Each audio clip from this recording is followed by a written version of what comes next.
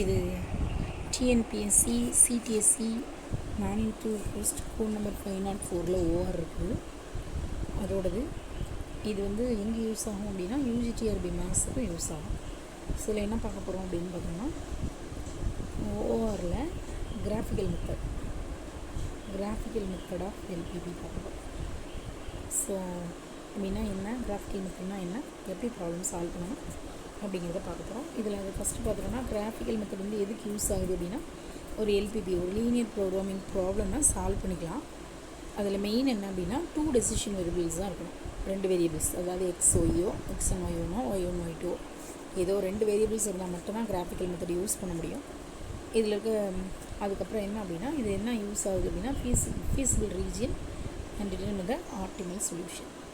ஒரு சொல்யூஷன் கிடைக்கும், அந்த சொல்யூஷன் எங்கே இருக்குதுங்கிற அந்த ரீஜியனையும் கண்டுபிடிக்கிறது தான் இது வந்து ஹெல்ப் பண்ணுது அப்படிங்கிறது மீனிங். நெக்ஸ்ட்டு நம்ம பார்த்தோம்னா இதில் இருக்க இம்பார்ட்டண்ட் டேர்ம்ஸ் என்ன அப்படின்னு பார்த்துட்டோம்னா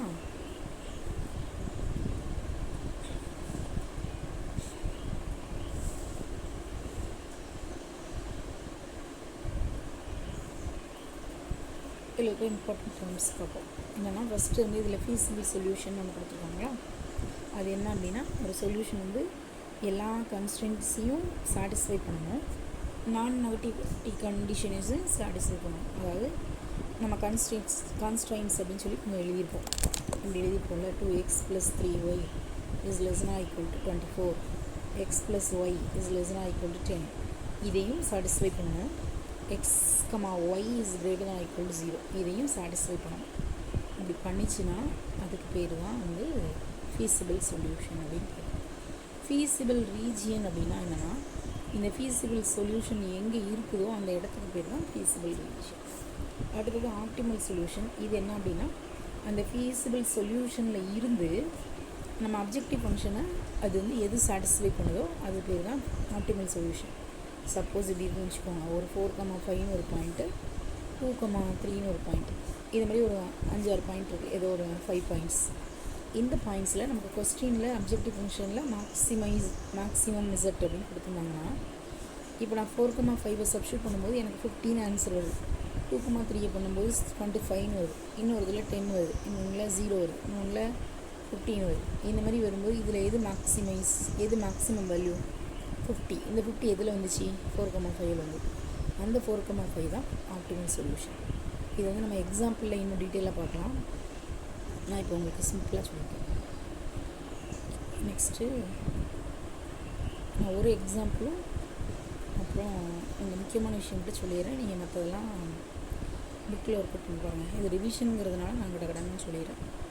ஏன்னா நமக்கு இன்னும் கொஞ்சம் தானே டைம் இருக்குது இந்த எக்ஸாமுக்கு, அதனால் ஓகே. நெக்ஸ்ட்டு இது வந்து எப்படி இந்த கிராஃபிக்கல் மெத்தட் நம்ம யூஸ் பண்ணணும் அப்படின்னு பார்க்கலாம்.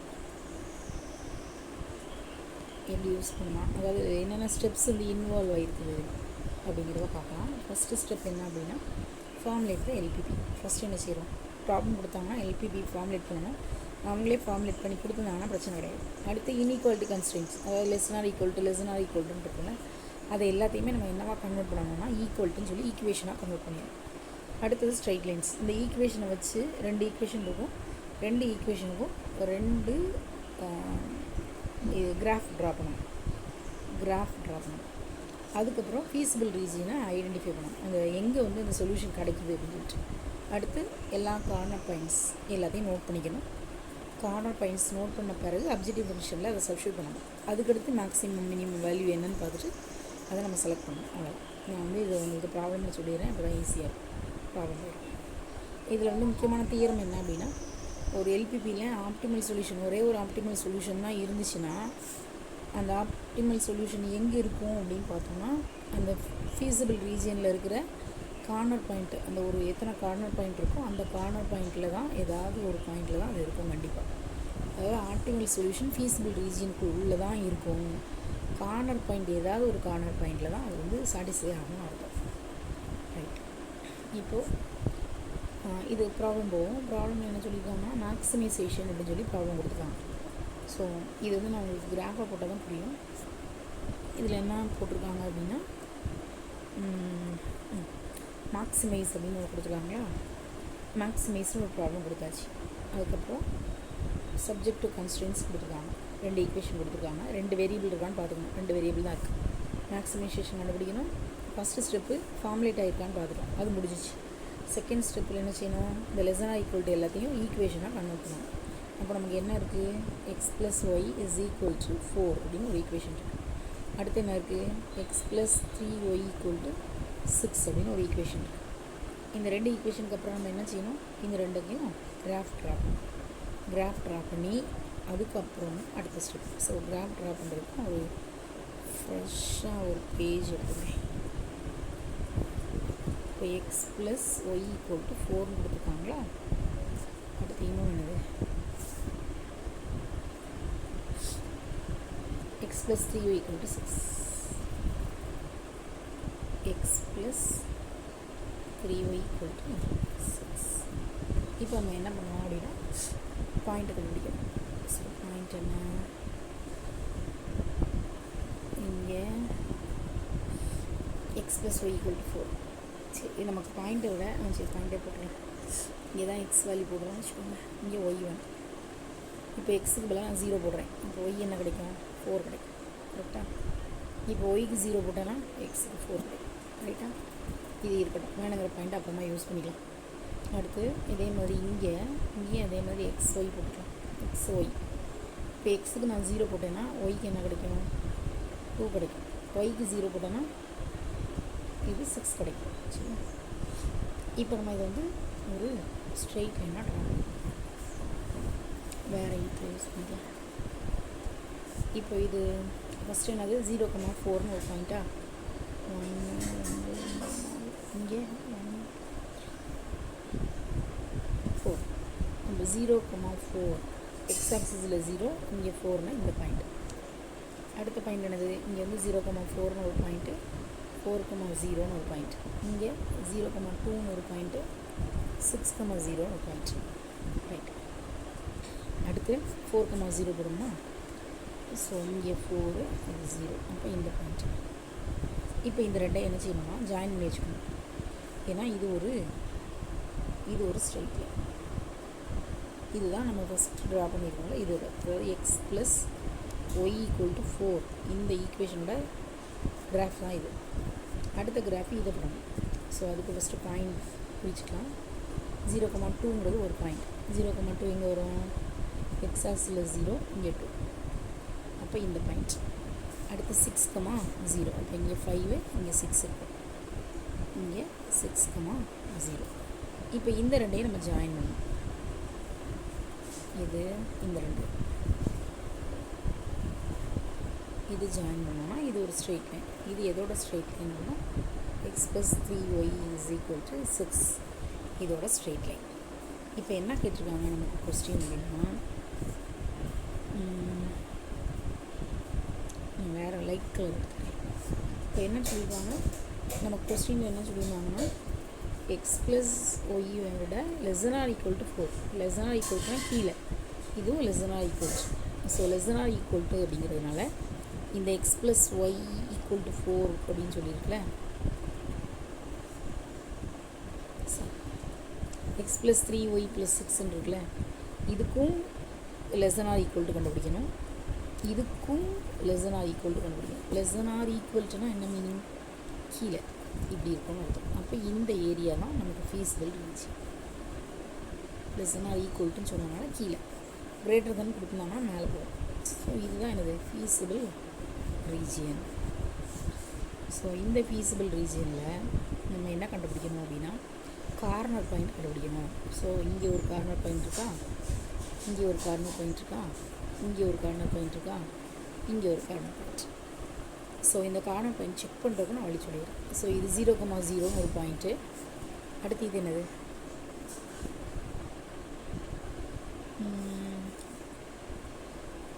0,2 இது ஒரு பாயிண்ட்டு. இது என்ன பாயிண்ட்டு, 4,0வா, 4,0 ஒரு பாயிண்ட்டு. இது என்ன பாயிண்ட் அப்படின்னு கண்டுபிடிச்சோம்னா இங்கே ஒன்று வருது, இங்கே ஒன்று வருது, இதுதான் அந்த பாயிண்ட். இதில் தான் ஜாயிண்ட் ஆகுது. இங்கே எத்தனை இருக்குது, 1 2 3 இருக்கா, 3 இங்கே என்ன இருக்குது 1,2 இருக்கா. அப்போது 3,2 இந்த பாயிண்ட். இது 3,2 தானான்னு செக் பண்ணுறது இன்னொரு வழி சொல்கிறோம். இந்த பாயிண்ட், இந்த கார்னர் பாயிண்ட் மொத்தம் நமக்கு 4 கார்னர் பாயிண்ட் வரும். இது ஒரு பாயிண்ட்டு, இது ஒரு பாயிண்ட்டு, இது ஒரு பாயிண்ட்டு, இங்கே 2 கனெக்டான ஒரு பாயிண்ட்.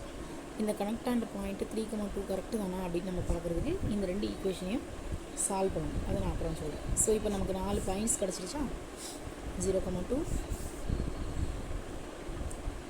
0,0, 4,0, 3,1, 0,2. நான் இப்போ இங்கே தப்பாக போட்டுருக்கேன். நமக்கு 2வை செலக்ட் பண்ணுறேன். இங்கே இருக்கா.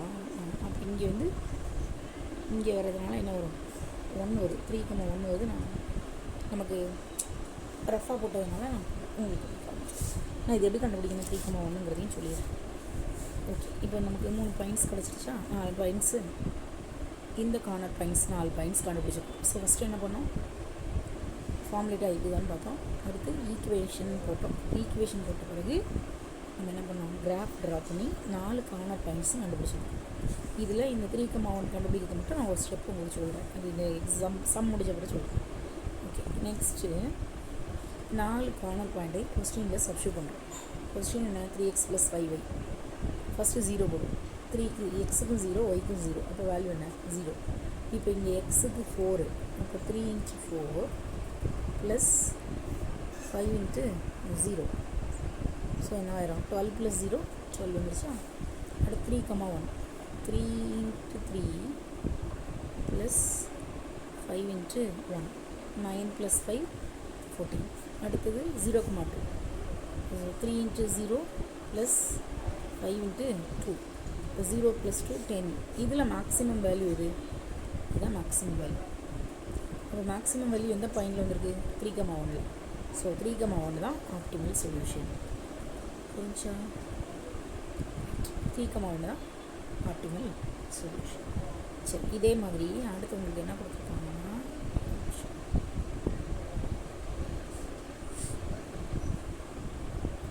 ஓகே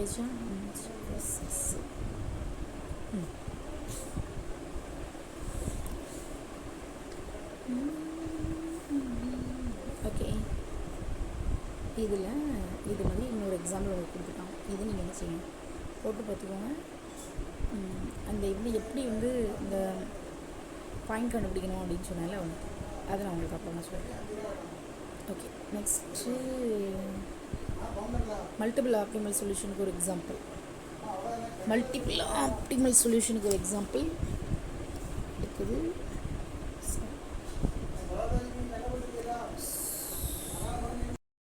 இந்த பாயிண்ட்ஸை சால்வ் பண்ணி 1,3 வரும் அப்படிங்கிறத நான் இங்கே போட்டிருக்கேன். என்ன பண்ணணும்னா, ஈக்குவேஷன் எழுதணும். எழுதிட்டு 2 ஈக்குவேஷனுக்கும் மைனஸ் பண்ணுறோம். மைனஸ் பண்ணால் இது மைனஸ் ஆயிரும், இதுவும் மைனஸ், 2 கேன்சல் ஆயிரும். இங்கே பண்ணும்போது -2y, இங்கே மைனஸ் பண்ணோன்னா -2.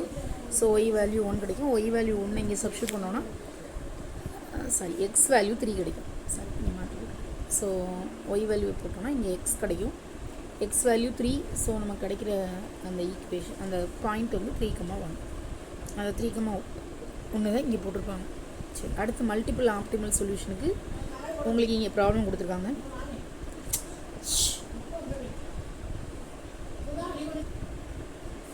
மல்டிபிள் ஆப்டிமல் சொல்யூஷனுக்கு இந்த ப்ராப்ளம், அது என்ன செய்யணும் அப்படின்னு அப்புறம் பார்த்துக்கலாம்.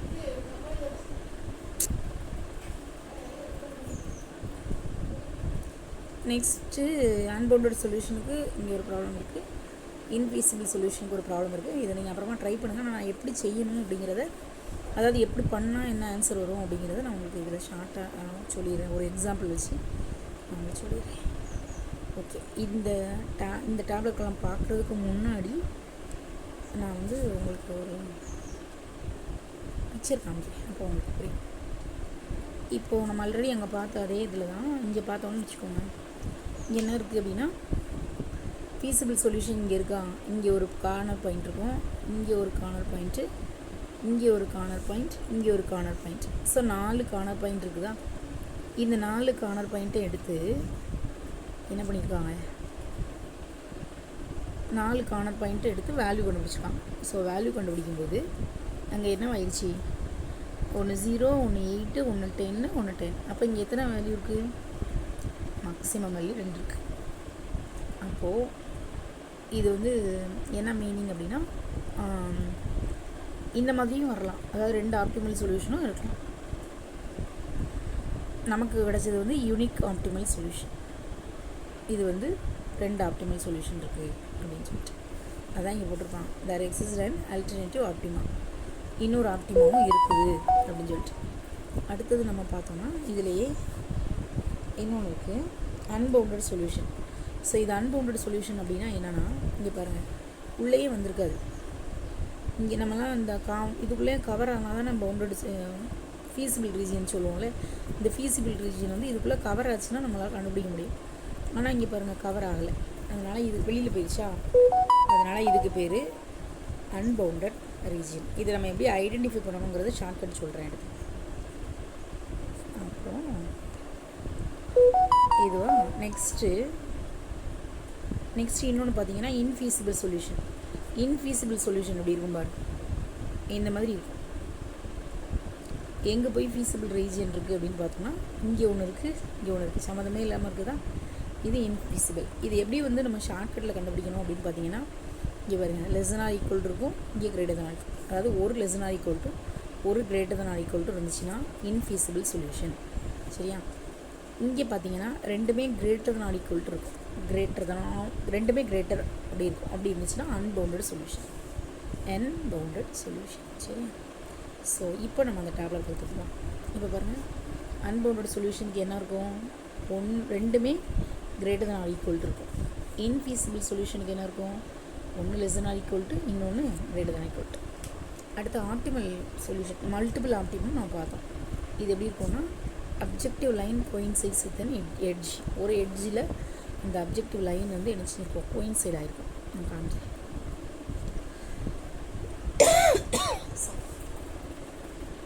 அப்ஜெக்டிவ் லைன்னா நம்ம போடுறோம்ல அந்த மெயின் பார்ட்.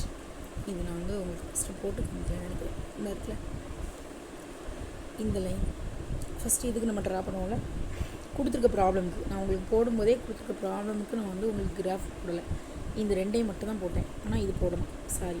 ஸோ இது நம்ம போடுறோம், x1 + x2 = 4க்கு இதுக்கு நம்ம வேல்யூ ஒன்று நம்ம போட்டு போடணும்.